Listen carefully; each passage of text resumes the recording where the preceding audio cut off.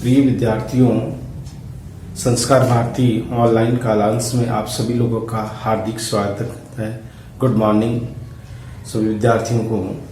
प्रिय विद्यार्थियों, हम बीए पार्ट फर्स्ट की ढोला मारूरा दुहा के संदर्भ में पढ़ रहे थे कि ढोला किस तरह से अपनी मारवाणी को प्राप्त करने के लिए और तैयार होकर के ऊंट पे सवार होकर के उसे प्राप्त करने के लिए अपने पथ पर चल पड़ता है। ये एक प्रेम काव्य है, राजस्थान का लौकिक काव्य की श्रेणी में आता है। इसके संदर्भ में हम क्वेश्चन कर रहे थे कि ढोला मारूरा दुहा का काव्य सौंदर्य, जिसमें हमने श्रृंगार वर्णन का एक पक्ष देखा, जिसमें संयोग श्रृंगार, जिसमें आपस में नायक नायिका किस समय वो विवाह का जो अवसर होता है जब वो मिलते हैं, उसके पश्चात वो बिछड़ जाते हैं और फिर एक समय यह आता है कि दोनों वो मिलते हैं। और फिर हम पढ़ते हैं वियोग श्रृंगार के बारे में। तो वियोग में किस तरह से मारवाणी अपने प्रियतम का स्वप्न दर्शन करती है और फिर विरह में व्याकुल रहने लगती है। इसी व्याकुलता का मनोआकर्षक चित्रण कवि कलोल ने या कुशल लाभ ने अपने ढोला मारूरा दुहा काव्य संदर्भ में किया है। तो आइए अब हम विरह का एक उदाहरण देखते हैं और इस उदाहरण में देखिए क्या कहती है मारवाणी के लिए। ये देखिए उदाहरण है, एक पंथी एक संदेश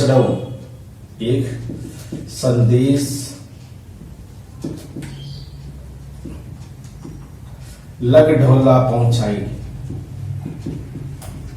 ढोला पहुंचाई।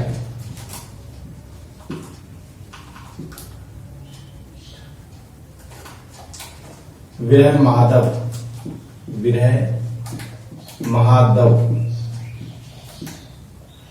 जागे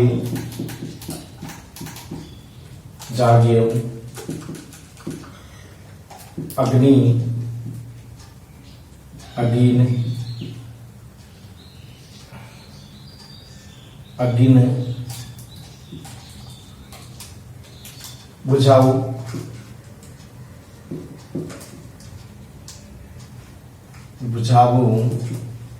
आई।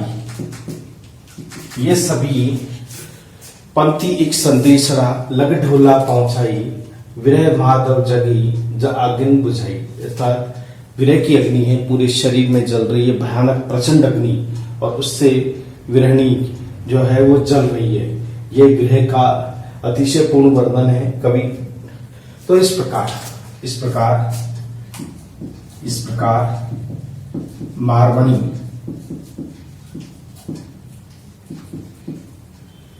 ढोला के विरह में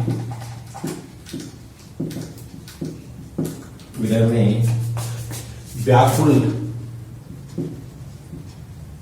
और बेचैन हो जाती है, व्याकुल और बेचैन हो जाती है।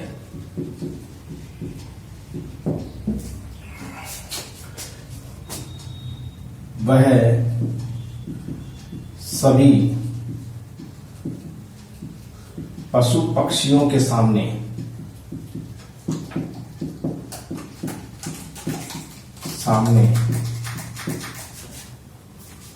अपनी विरह वेदना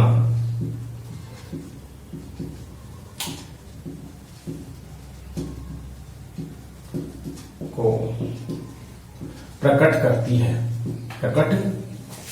है। इस प्रकार उसकी वेदना में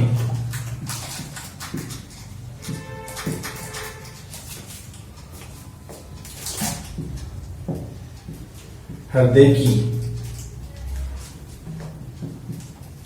विहलता को स्पष्ट रूप से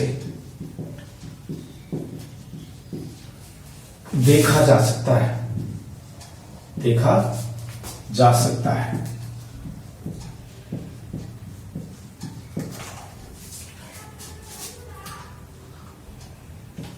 इस काव्य का यह एक महत्वपूर्ण पक्ष है जिसे वियोग श्रृंगार कहा जाता है। श्रृंगार कहा जाता है। तो इस प्रकार यह है वियोग के संदर्भ में कि किस तरह से मारमणी अपने विरह, डोला की विरह में व्याकुल और बेचैन हो जाती है, सभी पशु पक्षियों के सामने अपनी विरह वेदना को प्रकट करती है। इस प्रकार उसकी वेदना में हृदय विह्वलता को स्पष्ट रूप से देखा जा सकता है और इस काव्य में यह एक महत्वपूर्ण पक्ष है जिसे वियोग श्रृंगार कहा जा सकता है। अब आता है, हम देखते हैं दूसरा पक्ष, यानी यह भाव पक्ष ही अभिनंग है। इसके बाद में हम लेते हैं, इसके पश्चात हम लेते हैं वो है प्रेम चित्रण। डोला मारूरा दोहा में दूसरा जो पॉइंट है वो है प्रेम वर्णन। देखिए, काव्य में प्रेम का अनूठा वर्णन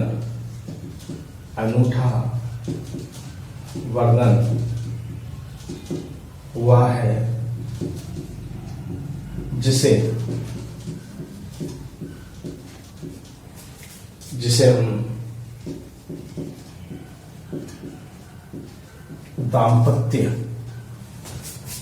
दाम्पत्य प्रेम की संज्ञा दे सकते हैं। मारमणी का विवाह ढोला से 1.5 वर्ष की अबोध अवस्था में हो जाता है।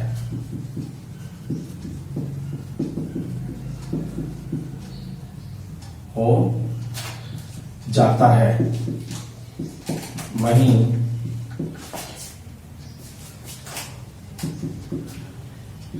ढोला की उम्र 3 वर्ष। बालपन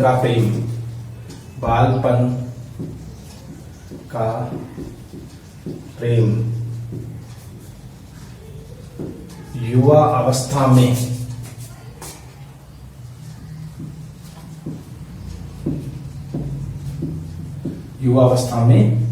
प्रकट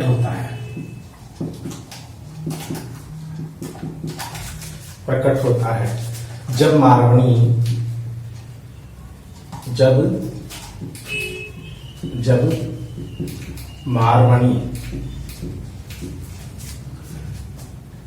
सपने में ढोला सालह कुमार, जिनका नाम है ये, ढोला का नाम है ये सालह कुमार, को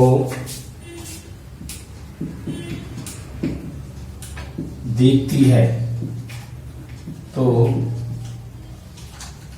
उससे प्रेम हो जाता है।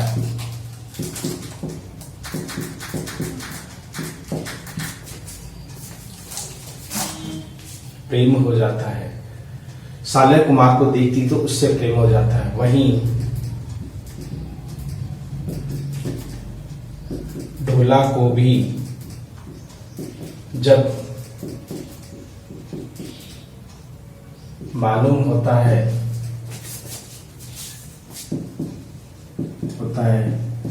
कि उसका विवाह अद्वितीय सुंदरी उसका विवाह अद्वितीय सुंदरी मारवाणी से बाल अवस्था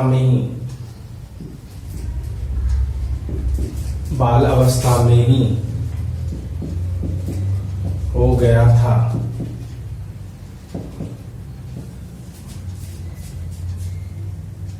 वह उसे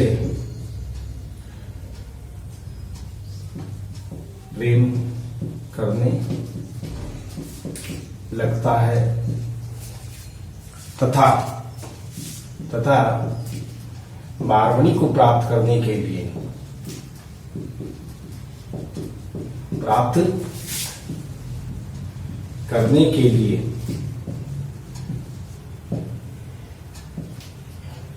तुरंत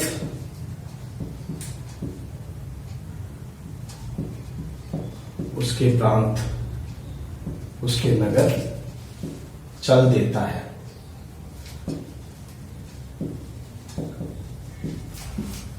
ये प्रेम का ही प्रभाव है, यह प्रेम का ही प्रभाव है। मारवाणी की सखियां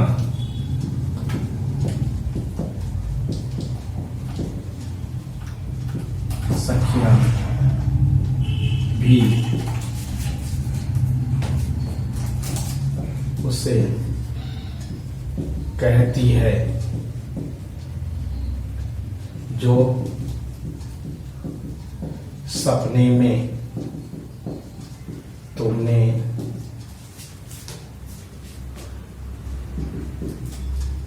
ढोला को देखा है,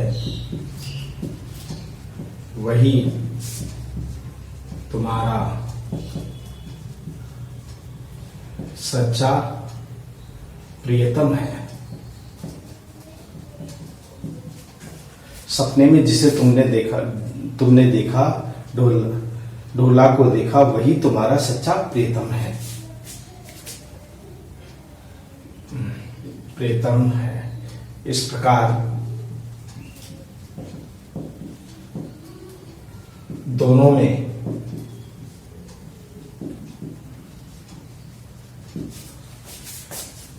प्रेम का संचार होने लगता है।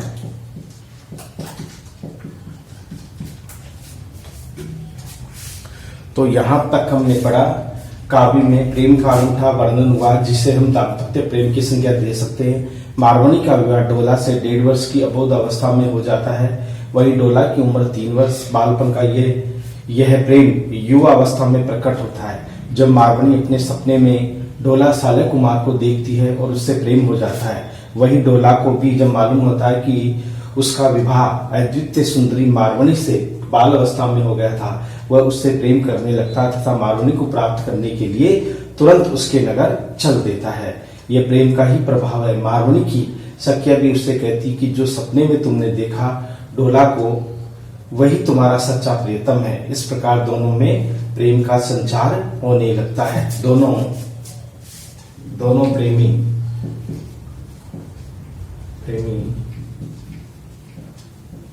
मिलने के लिए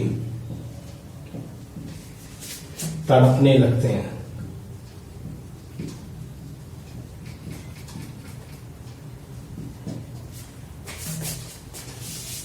डोला की प्रेम में मारवाणी खाना पीना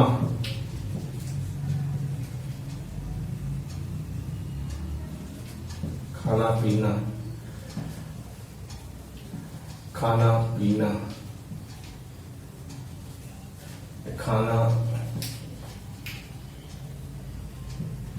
पहनना,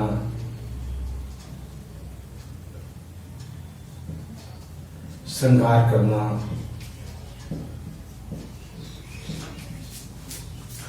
सब भूल जाती है। हृदय में ढोला के प्रति डोला के प्रति प्रेम उमड़ने लगता है।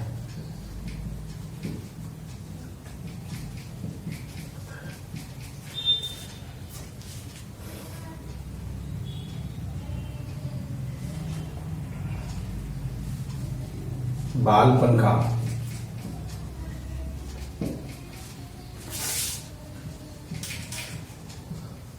दाम्पत्य प्रेम यौवनावस्था में बालपन का दाम्पत्य प्रेम यौवनावस्था में फलीभूत हो जाता है।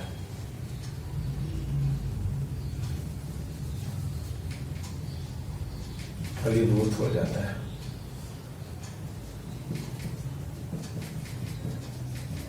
यानी फैल जाता है, फलीभूत हो जाता है। अब इसका उदाहरण हम देख सकते हैं। उदाहरण देखिए। तो इस प्रकार हम देखते हैं कि सखिया उससे कहती, सपने में जो कुछ भी देखा वो तुम्हारा प्रियतम ही था। इस प्रकार तुम्हारा सच्चा प्रियतम है। इस प्रकार दोनों में प्रेम का संचार होने लगता है। दोनों प्रेम से मिलने के लिए दोनों प्रेमी मिलने के लिए तड़पने लगते हैं। ढोला के प्रेम में मारवणी खाना, पहनना, श्रृंगार करना सब भूल जाती है। हृदय में डोला के प्रति प्रेम उमड़ने लगता है। बालपन का दाम्पत्य प्रेम युवावस्था में फलीभूत हो जाता है। तो ये प्रेम की जो सच्ची तस्वीर है वो देखी जा सकती है। अब इसका उदाहरण देखिए। यह है मारवणी के बिना।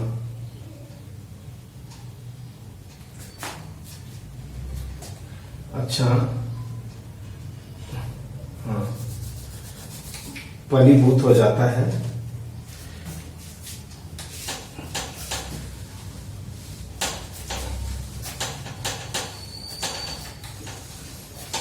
तो इस तरह से देखिए, ये प्रेम का प्रभाव है जो फलीभूत हो जाता है। ढोला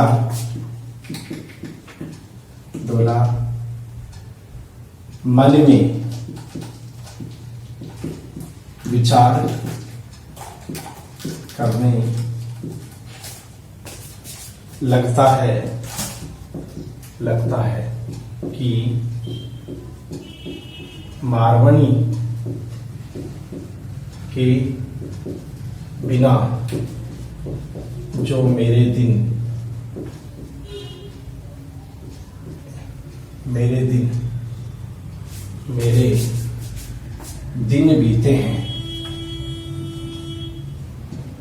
बीते हैं ईश्वर इन्हें न गिने।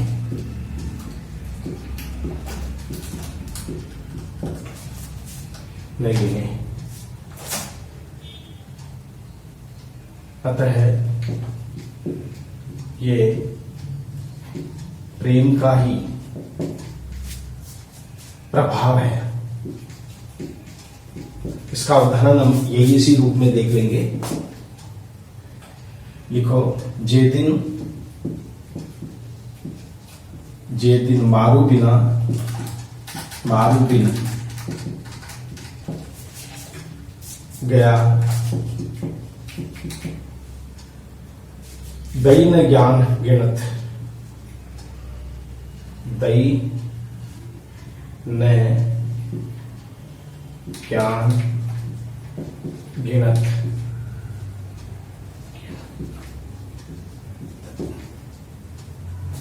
अर्थात ये ईश्वर जो जे दिन मारो बिन गया दई न ज्ञान गिनत। तो हे तुम मारो के बिना मेरा जो जीवन बीता है उसको तुम मत गिनना। तो इस प्रकार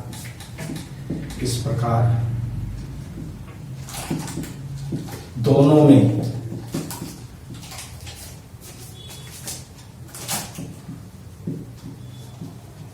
प्रेम का दाम्पत्य भाव प्रकट हो जाता है।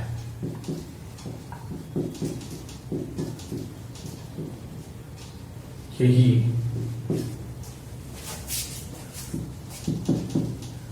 ढोला मारू रा दोहा में उल्लेखित है।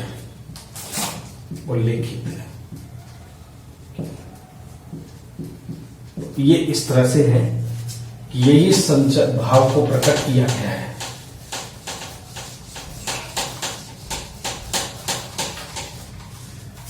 तो इस प्रकार ढोला मन में विचार करने लगता कि मारुनी के बिना जो मेरे दिन बीते ईश्वर उन्हें न गिने, अतः ये प्रेम का प्रभाव है। जे दिन मारू बिन गया दैन ज्ञान गिणत।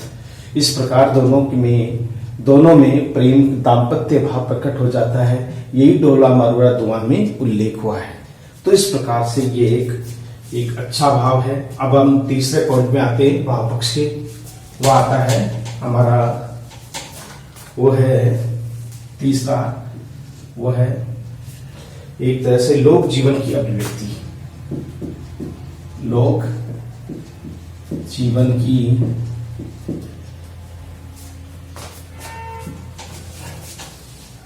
जीवन की अभिव्यक्ति।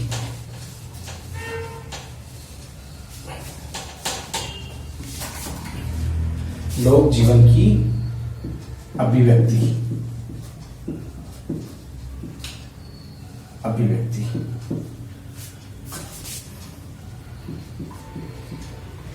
ढोला मारू रा दुहा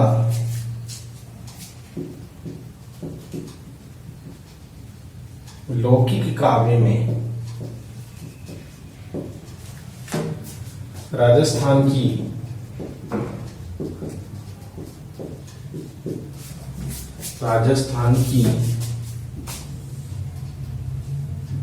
संस्कृति,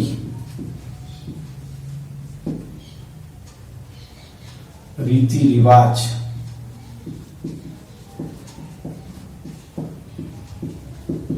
खान पान,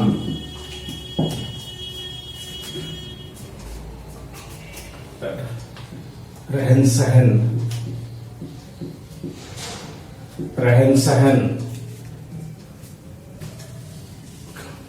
पशु पक्षी,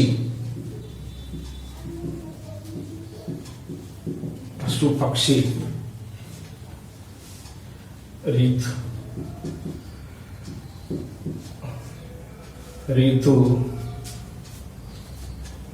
वर्णन,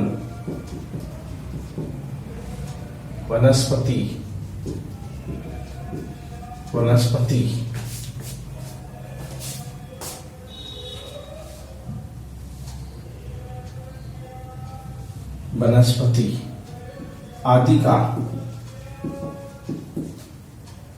का सुंदर चित्रण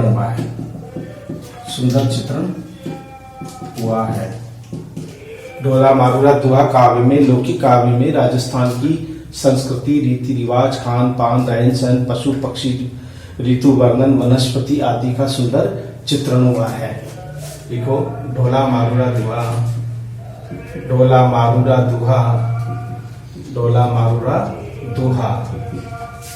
राजस्थान की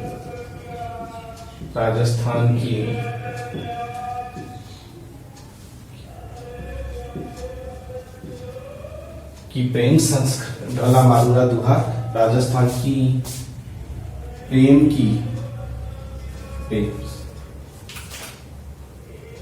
ढोला मारूरा दुहा राजस्थान की प्रेम संस्कृति का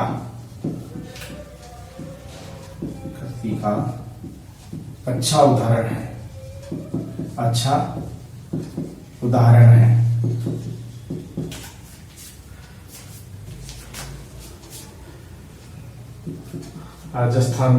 राजस्थान के लोगों का जीवन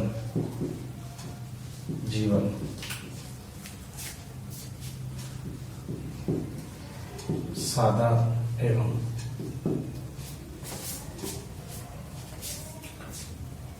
राजस्थान के लोगों का जीवन सादा एवं प्रेम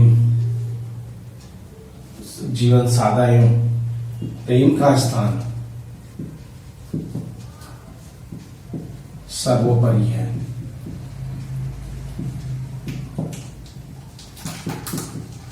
ढोला मारू रा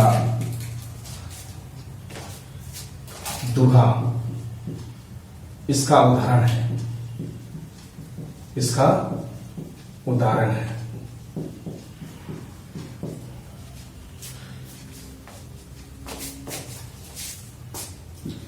राजस्थान में मारवाड़ी जैसी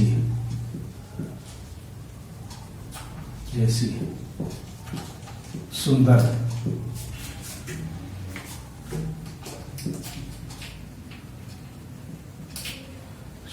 राजस्थान मारवाड़ी जैसी सुंदर नारी ने राजस्थान का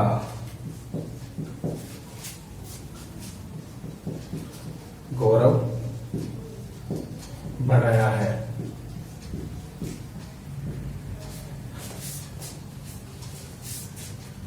सुंदर नारी ने राजस्थान का गौरव बढ़ाया है। उसने अपनी मर्यादा की रक्षा कर अपने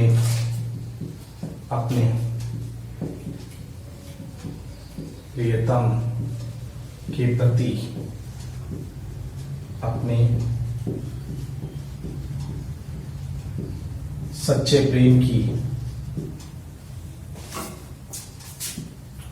अपने प्रियतम के प्रति अपने सच्चे प्रेम की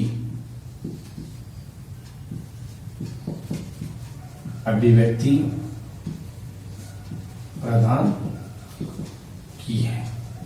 तो इस प्रकार ये ढोला मारू दुआ में लौकिक काव्य में राजस्थान की रीति रिवाज, खान पान, रहन सहन, खान, इन सभी का उल्लेख, पशु पक्षी, ऋतु वर्णन, वनस्पति आदि का सुंदर चित्रण हुआ है। तो ढोला मारू दुआ राजस्थान की प्रेम संस्कृति का अच्छा उदाहरण है। राजस्थान के लोगों का जीवन सादा एवं प्रेम का स्थान सर्वोपरि है। ढोला मारू दुआ इसका उदाहरण है। राजस्थान में मारवाड़ी जैसी सुंदर नारियों ने राजस्थान के गौरव को बढ़ाया है। उसने अपनी मर्यादा की रक्षा कर अपने प्रियतम के प्रति अपने सच्चे प्रेम की अभिव्यक्ति प्रदान की है। तो इस प्रकार ये प्रेम की लोक जीवन की अभिव्यक्ति है। लोगों का जीवन किस तरह से रहा है, ये सच्चे उस प्रेम की अनुभूति को देखा जा सकता है। तो इस प्रकार से ये लोक जीवन की अभिव्यक्ति करने वाला उदाहरण था। अब हम देखते हैं अगला पॉइंट है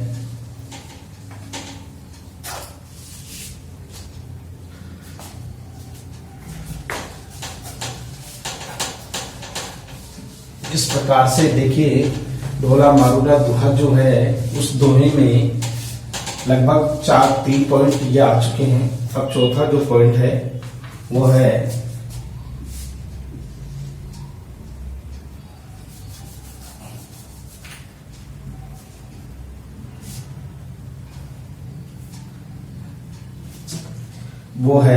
राजस्थान की, वो आता है हमारा, अलग लेंगे प्रेम की अनुभूति।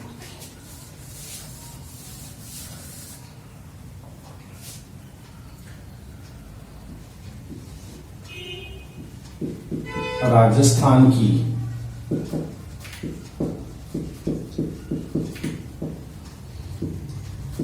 गौरवशाली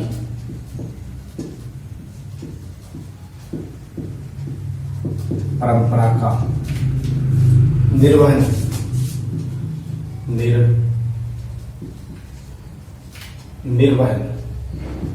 ढोला मारू दुहे में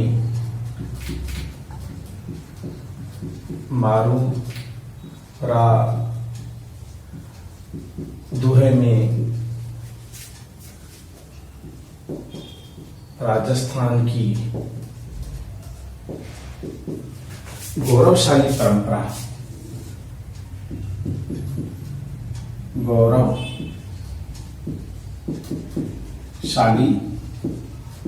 परंपरा का निर्वहन हुआ है।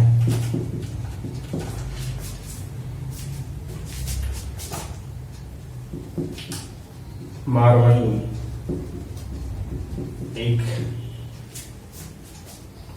सच्ची प्रेमिका,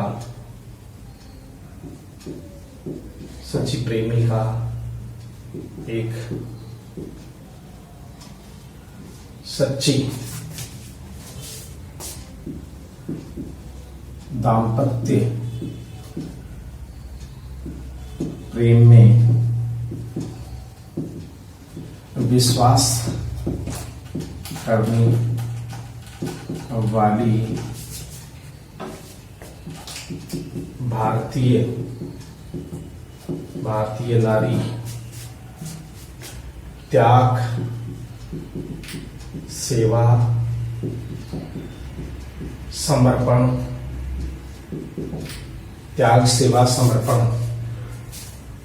और प्रेम का हृदय में गहरा भाव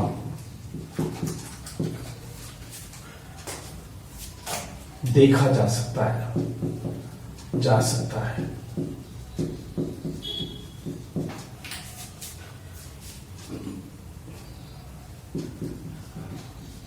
राजस्थान की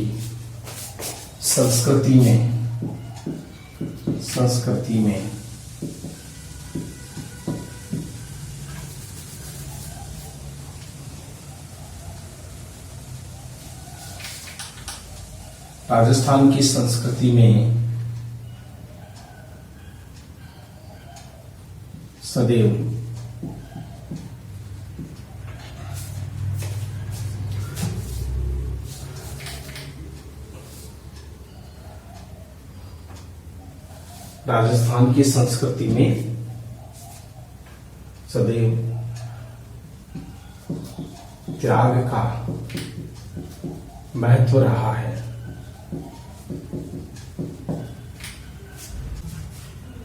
रहा है। मारवाड़ी ने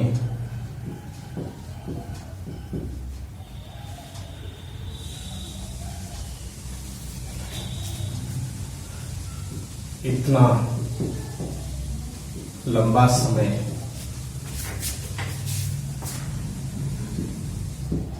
बिना डोला के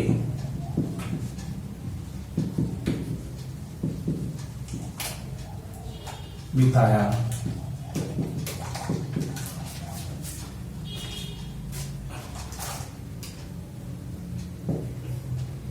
यह उसका त्याग ही है। ये उसका त्यागी कि बिना अपने प्रीतम के कैसे वो रही होगी उस समय।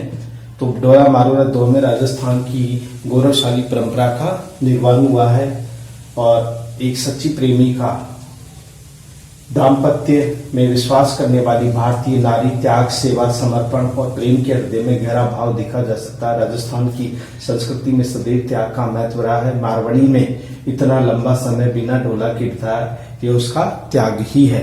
तो इस प्रकार ये हम देख सकते हैं। ये हमारा चौथा पॉइंट था। अब हम 5वें पॉइंट में आते हैं।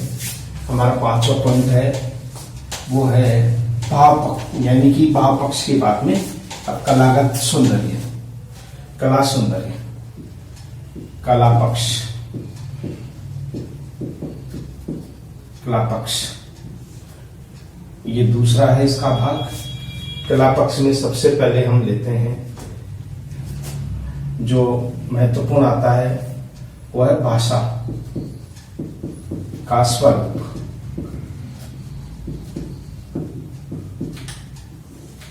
भाषा का स्वरूप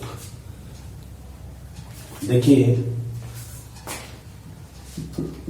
ढोला मारूरा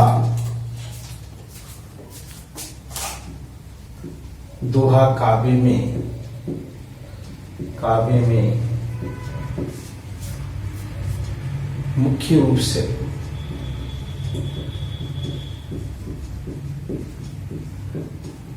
राजस्थानी भाषा का सहज एवं सरल प्रयोग हुआ है। सरल प्रयोग हुआ है। भाषा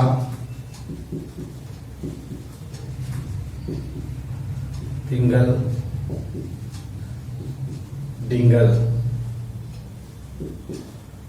दोनों का प्रभाव देखा जा सकता है।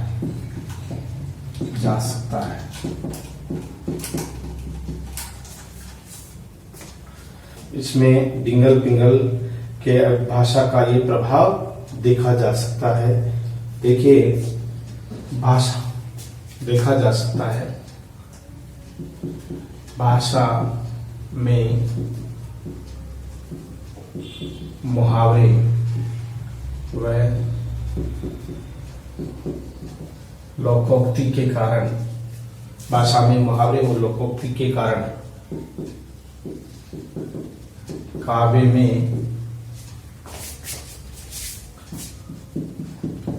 सरसता आ गई है। सरसता आ गई है।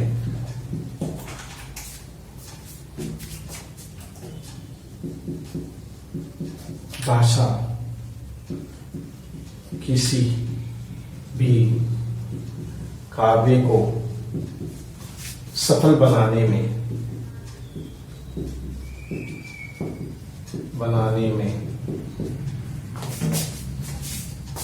अपना महत्वपूर्ण योगदान देते हैं।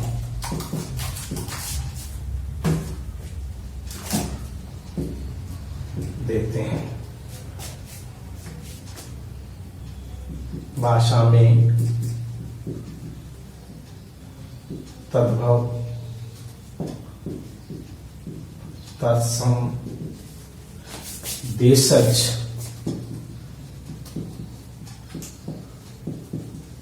शब्दावली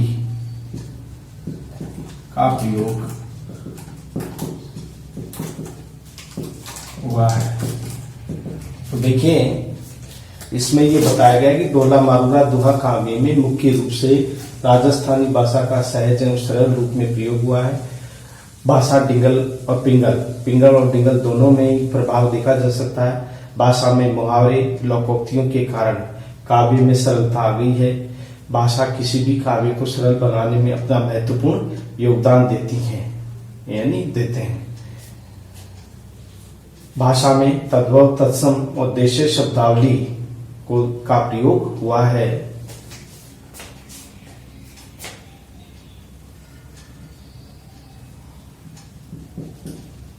भाषा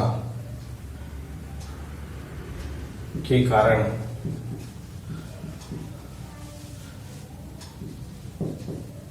काव्य में रोचकता व सजीवता आ जाती है। सजीवता आ जाती है। इसलिए ढोला मारूरा दोहा